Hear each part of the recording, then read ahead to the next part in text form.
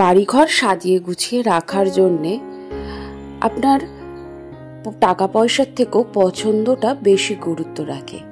যদি আপনার এই বিষয়টা ভালো লাগে তাহলে দেখবেন যা আছে নিজের মধ্যে, যতটুকু আছে নিজের কাছে, তাই দিয়েও অল্প জিনিসেও আপনার রুচির পরিচয় দিয়েও কিন্তু ঘরবাড়ি গুছিয়ে রাখতে পারবেন। আর যদি আপনার এই বিষয়টা ভালো না লাগে, তাহলে যদি আপনার কাছে প্রচুর অর্থ, প্রচুর সামগ্রী থাকে, তাহলেও কিন্তু ঘরবাড়ি গোছানো থাকবে না। তো হ্যালো এভরিওয়ান, গুড মর্নিং। কেমন আছেন সবাই? আশা করি সবাই খুব ভালো আছেন, আর আমরাও ভালো আছি। আমার আরও একটি নতুন ব্লগে আপনাদের সবাইকে স্বাগত জানাই। চারপাশে শিউলি ফুলের পড়ে থাকাতেই বোঝা যায় যে মা দুর্গা কিন্তু চলেই এসছে, আর তার জন্যেই আমাদের সারা দিনটা তোড়জোড় শুরু হয়ে গেছে যে মাকে বরণ করে নিতে হবে। আর মাকে ভালোবেসে বরণ করে নেওয়ার জন্যে আমাদের যার যতটুকু সামর্থ্য সে সেইভাবেই কিন্তু ঘরদোর পরিষ্কার পরিচ্ছন্ন করা, ঘরের সমস্ত জিনিস কেনাকাটা, নতুন বস্ত্র কেনা, নতুন কিছু আহ্বান করা, খাওয়া দাওয়া, সব কিছুর যোগাযন্ত্র করা। হাতে গোনা হয়তো আর 2-3 দিন রয়েছে পুজোর বাকি, আর তার মাঝখানেই আমি জানি সবাই খুব ব্যস্ত রয়েছে। প্রত্যেকেই কিন্তু জামা কাপড় কেনা, খাওয়া দাওয়া, কি রান্না হবে, সমস্ত কিছু প্ল্যানিং করা হয়ে গেছে। সেই রকম আমারও বেশ কিছু প্ল্যানিং আছে, তবে নিম্ন মধ্য পরিবারে প্ল্যানিং করে রাখলেও কিন্তু সব কিছু প্ল্যানিং অনুযায়ী চলে না। তো যাই হোক, সকালবেলায় এখন আজকের প্ল্যানিংটা করাই রয়েছে। গতকালকে রাত্রিবেলায় আজকে কি হবে সেগুলি প্ল্যানিং করে রেখেছি, আর কি কাজ করব সেগুলিকেও করে রেখেছি। তো বাইরে যে বাসনগুলো ছিল, এগুলো গতকালকে রাত্রে ধুয়ে রেখেছিলাম, তো সেগুলো আর ঘরের বাসনগুলো একেবারে জায়গায় গুছিয়ে রেখেছি। আর ওই যে শাকগুলি দেখছেন, এটা হচ্ছে কচুর শাক। তো আমার শ্বশুরবাড়িতে কচুর শাক কাকে বলে জানেন? কচুর যে ডাঁটাগুলো হয় তাকেই কচুর শাক আমার শাশুড়িমা বলেন, আমার ননদও তাই বলেন। তবে আমি প্রথম ভাবতাম এটা তো কচুর ডাঁটা, শাক তো না। তো তারপরে আমি একদিনকে এই বিষয়টা আলোচনা করায়, তখন বললো যে হ্যাঁ, ওরা একেই কচুর শাক বলা হয়। তো তার জন্য আমি আর সেটা বলতে পারি না, কারণ ছোট থেকে কচুর শাককে কচুর শাক বলে এসেছি, আর কচুর ডাঁটাকে কচুর ডাঁটাই বলে এসেছি। তো তার জন্যে আমার কথাটা হয়তো আপনাদের সাথে মিলতেও পারে, নাও মিলতে পারে, আমি জানি না। তবে আশা করছি যত সম্ভব সকলের সাথে মিলে যাবে, কারণ সকলেই কচুর শাক বলেই চেনেন। তো সেই কচুর শাক গতকালকে আমার হাজব্যান্ড নিয়ে এসেছিল, একজন আর কি ওনাকে দিয়েছিল তার বাড়ির কচুর শাক। তো সেই কচুর শাকটিকে আমি এখানে ছাড়িয়ে রাখলাম, অর্থাৎ শির থেকে পাতাগুলিকে ছাড়িয়ে আমি কিন্তু আলাদা ঝুড়ি করে রেখেছি। আজকে আপনাদের সাথে দুপুরবেলায় কচুর শাক বাটার রেসিপিটা দেখাবো। আমি জানি অনেকেই জানেন এই রেসিপিটা, তবে গ্রাম বাংলার একটা ঐতিহ্যবাহী রেসিপি।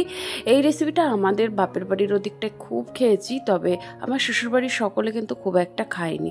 তবে আমার কিন্তু ভীষণ প্রিয় একটা জিনিস। তো এটা আমি একদিন বলছিলাম, তাই জন্য আমার হাজব্যান্ড কিন্তু আসার সময় আজকে পেয়েছিল, কালকে পেয়েছিল, তাই এনেছে। তো ওইদিকে কচু শাকটা ছাড়িয়ে গুছিয়ে রেখেছি। আর এদিকে না সকালবেলায় জল খাবারটা কমপ্লিট করে ফেললাম, কারণ আপনারা তো জানেনই যে বাবার সময় মতো খাবার লাগে। তো আটাটা মাখাই ছিল, আর ভাবলাম সাদা তেলও অল্প একটু ছিল, তো সেটা দিয়েই আজকে পরোটা করে নিয়েছি। আর আজকে আর রুটি করিনি। তো গতকালকে আখের গুঁড়ও এনে রেখেছে, তো আখের গুড়টা ছিল বলেই কিন্তু পরোটাটাই ভালো লাগে।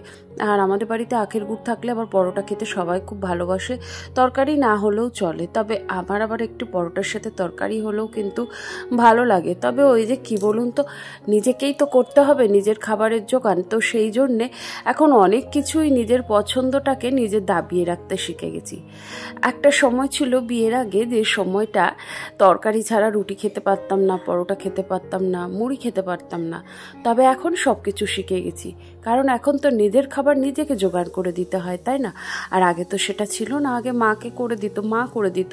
তো তার জন্যে মায়ের ওপর অনেক কিছুই কিন্তু আমি মানে চাপিয়ে দিয়েছিলাম যে মা এটা করতেই হবে, এটা দিয়েই খাবো। তো মাও সেটা আনন্দ সহকারে করে দিয়েছে। তবে এখন না সেই জিনিসটা খুব মিস করি, কারণ মাও নেই যে মাকে বলবো যে মা এই জিনিসটা খেতে ইচ্ছে করছে। এক একটা সময় এমন হতো শ্বশুরবাড়ি থেকে যাওয়ার সময় কিছু জিনিস থাকতো যেগুলো তো আমার শ্বশুরবাড়িতে সবাই খায় না, কারণ হচ্ছে আমার শ্বশুরবাড়ি হচ্ছে বাঙাল আর আমার বাপের বাড়ি ঘটি, এবং এরকম অনেক জিনিস আছে যেটা এরা খেতেই জানে না। তবে আমার বাপের বাড়িতে আবার সেই জিনিসগুলো খাওয়া হয়। তো এরকম অনেক রান্নাবান্না ছিল যেগুলি মা ভালো পারতো আর আমিও খুব ভালোবাসতাম। তো তার জন্যে মা করে রাখতো, বা আমি গেলেই কিন্তু মা সেগুলি করতো। তখন কি জানেন তো, খাবার খেতে খেতে ক্লান্ত হয়ে যেতাম। মা বলতো এটা একটু খা, ওটা একটু খা, এই করতে করতে না ক্লান্ত হয়ে যেতাম। তখন মাকে বিরক্ত হয়ে বলতাম যে আর আসবোই না, এত খাওয়াও যে আমি আর খেয়ে মানে আমি যেতে পারি না, ওর জন্য আমি আর আসবো না। তবে এখন সেই মায়ের কথাগুলো মাকে বড্ড মিস করছি। তখন মা বলতো যে একটা সময় আসবে দেখবি, তখন এই কথাগুলোই তোর মনে পড়বে, কেউ হাতের কাছে দেওয়ার থাকবে না।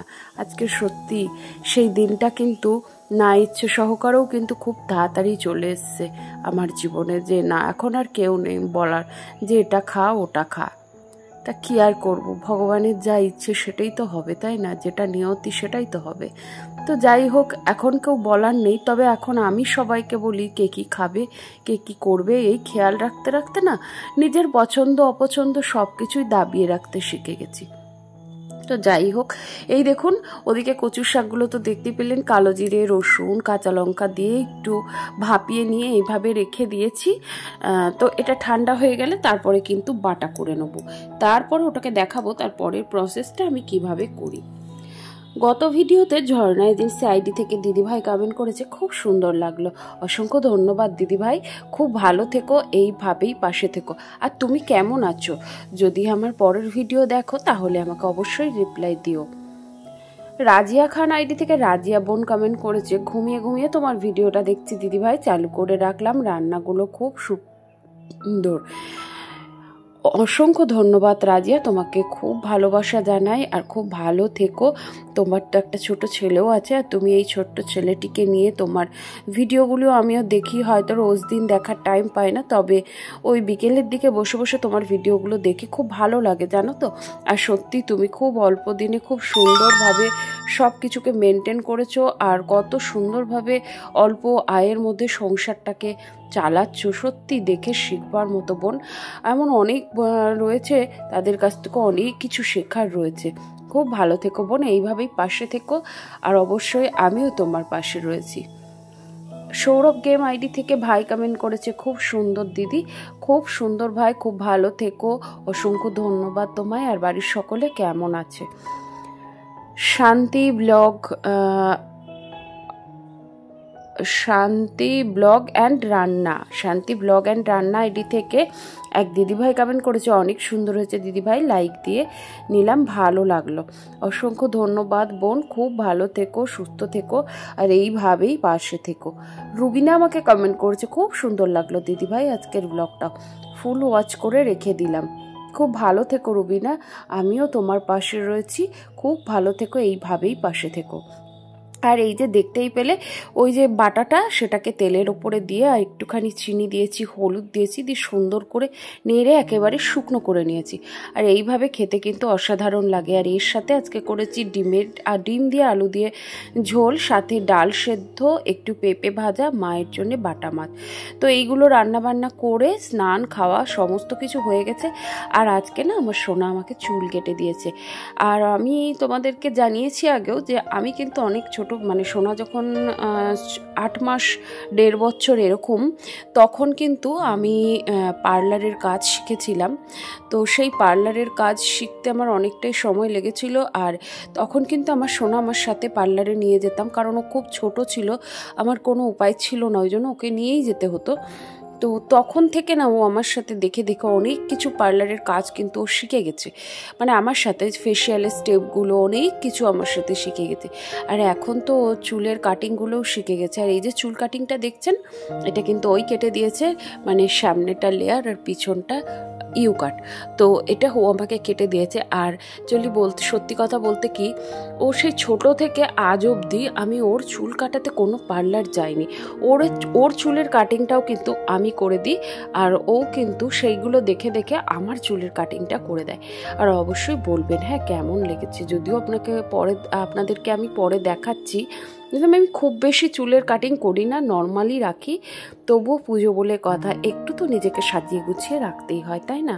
আর নিজেকে সাজালে দেখবেন ভালোও লাগে। আর এই সাথেই দেখুন আমার ঠাকুর ঘরটার কি একটু চেঞ্জ লক্ষ্য করছেন? আমি গত পরশুদিনকে আমার ঠাকুর ঘরটা সুন্দর করে গুছিয়েছিলাম, দেখতে কেমন লাগছে অবশ্যই বলবেন। আর এই দেখুন এখানে শোনা এটাই বলছে, এই যে চুলটা কেটে ও আজকে আমাকে স্ট্রেটনার দিয়ে স্ট্রেট করে দিয়েছে। এটা নর্মাল আর কি, এটা এমনি কোনো স্ট্রেটনিং আমি করাইনি বা স্মুথনিং কিছুই করাইনি, শুধুমাত্র জাস্ট স্ট্রেট করা। যাই হোক, আজকের ভিডিওটা কেমন লাগলো অবশ্যই কিন্তু কমেন্ট করে জানাতে ভুলবে না। যদি ভালো লাগে অবশ্যই একটা লাইক করে দিও। আর তুমি যদি আমার চ্যানেলে নতুন হও, চাইলে চ্যানেলটিকে সাবস্ক্রাইব করে রাখতে পারো। তো তাহলে চলো আজকের মতো ভিডিওটা এখানেই শেষ করছি। আবারও দেখা হবে নতুন কোনো ভিডিওর সাথে। ততক্ষণের জন্য সবাই খুব ভালো থেকো।